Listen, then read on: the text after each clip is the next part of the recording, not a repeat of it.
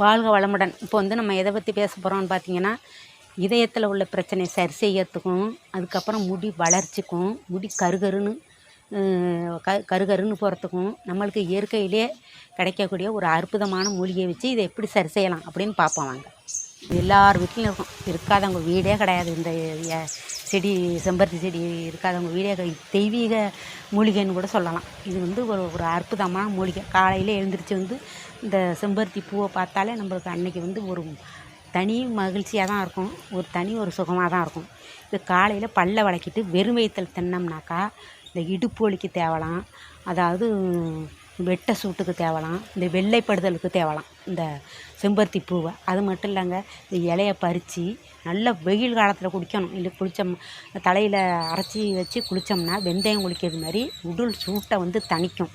உடல் சூட்டை வந்து சன்னமாக தணிச்சிடும். அதேமாரி அரைச்சி தேங்காய் எண்ணெயில் போட்டு தலையில் வந்து நம்ம தேய்ச்சிக்கிட்டோம்னா முடி கருகருன்னு வளரும்.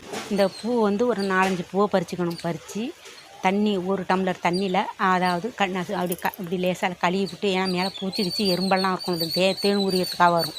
அதை என்ன செய்யணும், லேசாக கழுவி விட்டு நம்ம தண்ணியை கொதிக்க வச்சு ஒரு 5-6 பூவை போட்டு நல்லா எரித்தோம்னா, 2 டம்ளர் தண்ணி போட்டோம்னா 1 டம்ளர் வர வரலையும் நல்லா கொதிச்சிச்சுன்னு வச்சிங்களேன், நல்லா கருப்பு கலராக வரும்.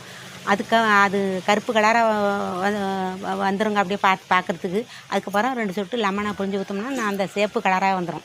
அதில் ஒரு ஸ்பூனு நாட்டு சர்க்கரையை போட்டு நல்லா ஆற்றி நம்ம குடிச்சு வந்தோம்னா ரத்தம் நல்லா ஊறும், இருதயத்துக்கும் நல்லது, நம்மளுக்கு வந்து உடம்புக்கும் நல்ல ஆரோக்கியம், சுறுசுறுப்பாகவும் இருக்கும். நீங்களும் இதேமாரி கிடச்சா பயன்படுத்தி பாருங்கள். பயன்படுத்தி பார்த்துட்டு வீடியோ பிடிச்சிருந்தா லைக் பண்ணுங்கள், ஷேர் பண்ணுங்கள், கமெண்ட் பண்ணுங்கள், மறக்காமல் சப்ஸ்கிரைப் பண்ணுங்கள்.